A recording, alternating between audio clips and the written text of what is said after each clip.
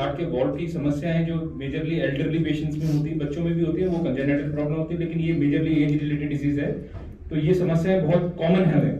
एक अनुमान के अनुसार जो एर्टिक वॉल्व की जो समस्या है, करीब 15 लाख नए पेशेंट्स भारत में हर वर्ष देखे जाते हैं।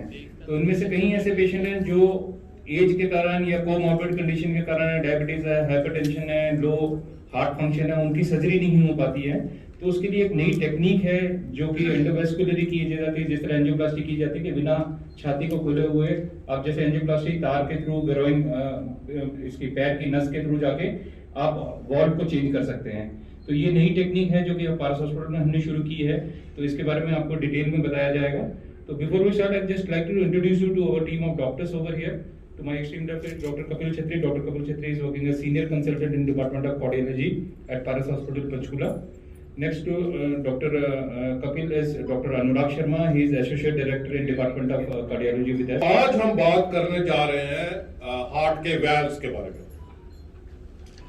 हार्ट के वैल्व, हार्ट आपको सबको मालूम है कि एक मसल पंप है जो हमारे सारा साफ ब्लड सप्लाई जो है सारे बॉडी के हिस्सों को देता है और हर एक हिस्से को ब्लड सप्लाई की जरूरत होती है। तो हार्ट के 4 चैम्बर होते हैं, 2 चैम्बर दाईं तरफ पे होते हैं, 2 बाईं तरफ पे होते हैं।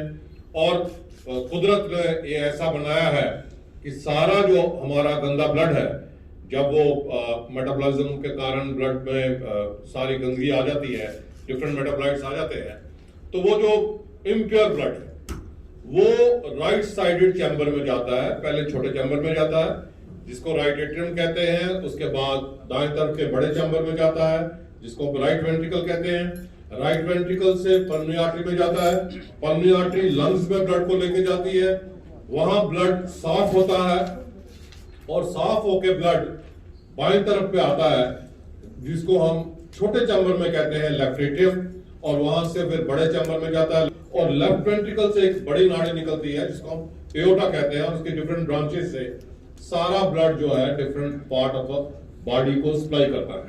ये कॉर्नियरी आर्टरी भी वहीं से निकलती है, और जो हमारे अपर बॉडी की आर्टरीज है ब्रेन को सप्लाई करती है, अपर लिम्स को सप्लाई करते हैं, वो भी एओर्टा से निकलती है।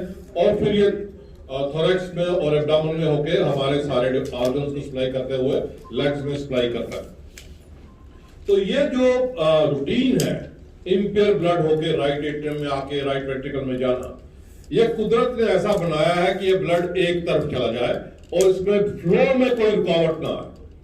तो दाईं तरफ के छोटे चैम्बर से जब बड़े राइट वेंट्रिकल में ब्लड जाता है तो उसके बीच में एक वेल्व होता है जिसको हम ट्राइकस्पिड वेल्व कहते हैं। वो ये काम करता है कि ब्लड जो है राइट एट्रियम से राइट वेंट्रिकल को जाए बट वापस ना जा पाए, और जब आगे जाए तो उसमें कोई रुकावट ना आए। सिमिलरली राइट वेंट्रिकल से जब ब्लड लंग्स में जाता है साफ होने के लिए, तो उसको वहां पे एक वेल्व होता है जिसको हम पल्मोनरी वेल्व कहते हैं, और उसका भी यही काम है कि ब्लड राइट वेंट्रिकल से पल्मोनरी आर्टरी में जाए और वापस ना आए, और राइट वेंट्रिकल से जब पल्मोनरी आर्टरी में जाए तो वहां पे कोई रुकावट ना हो। सिमिलरली 2 पर्दे बाईं तरफ पे भी होते हैं जिसको छोटे चैम्बर में लेफ्ट एट्रियम और लेफ्ट वेंट्रिकल के बीच में, उसको हम कहते हैं माइट्रल वेल्व। वो भी यही काम करता है कि लेफ्ट एट्रियम से ब्लड लेफ्ट वेंट्रिकल और उसमें कोई वापस भी ब्लड ना आए, जिसको हम रिगर्जिटेशन कहते हैं। वहां से ब्लड जो है वो फिर आगे एओर्टा में जाता है और वहां पे जो वेल्व है उसको एओर्टिक वेल्व कहते हैं।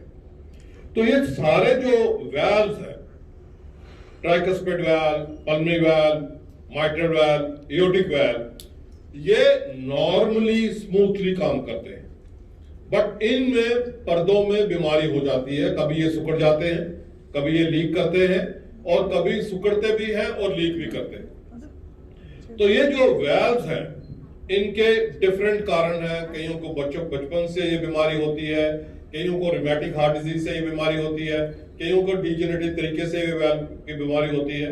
और ये जब बीमारी होती है तो उसके कारण हमारे को सिम्टम्स आते हैं जिसमें सांस चढ़ना या हार्ट फेलियर के सिम्टम्स होते हैं।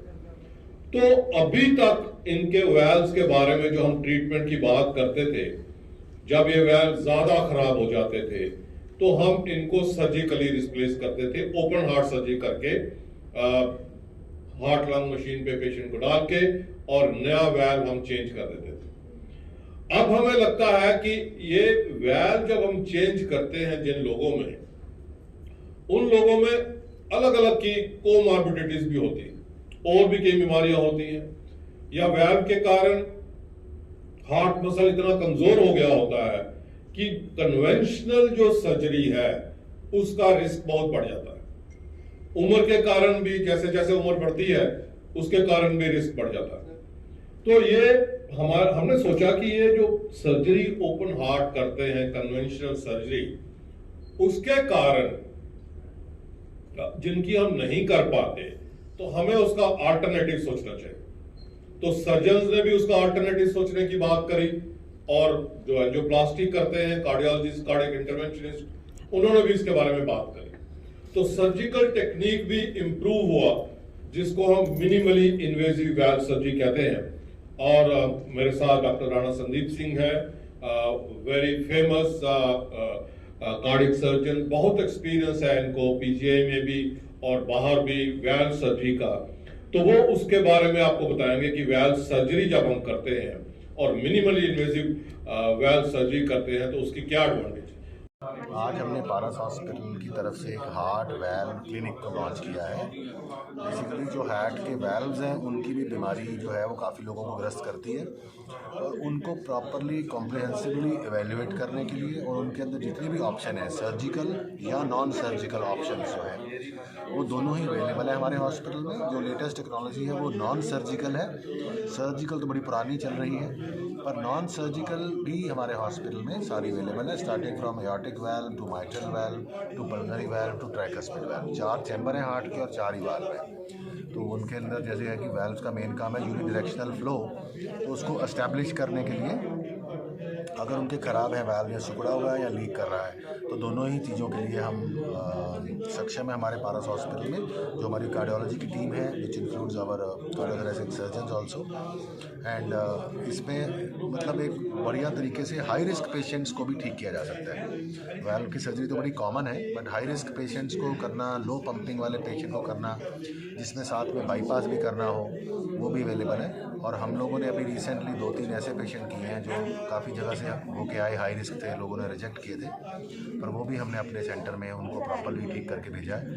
Basically percutaneous aortic valve replacement ज़्यादा कॉमनली हो रहा है, और उसके बाद माइट्रल वैल्व आता है, फिर आता है ट्राइकस्पिड वैल्व और फिर पल्मोनरी। सर मिनिमम खर्चा कितना आता है इसमें? अगर हम जो अमेरिकन कंपनीज़ के वैल्व हैं वो उनके 24-25 लाख रुपए खर्चा आता है, और जो इंडियन कंपनीज़ के भी अच्छे वैल्व हैं उनमें कोई 15 या 16 लाख रुपए आता है। आई थिंक कंपटीशन जैसे बढ़ रहा है तो वैल्व्स की शायद कॉस्ट थोड़ी सी और कम होगी, क्योंकि ये नई टेक्नोलॉजी है और इसके अंदर काफ़ी सारी चीज़ें हैं। तो आई थिंक अभी बहुत इससे सस्ता तो नहीं होगा, बट इवन अगर हम लाइफ की वैल्यू करें तो ये कोई ज़्यादा कीमत नहीं है। फिर भी बाहर के कंट्री से बहुत सस्ता है हमारे कंट्रीज़ में, because it's a new technology. अगर हम कंपैरिजन करें तो it is still very affordable, and it is I think covered in the insurance also.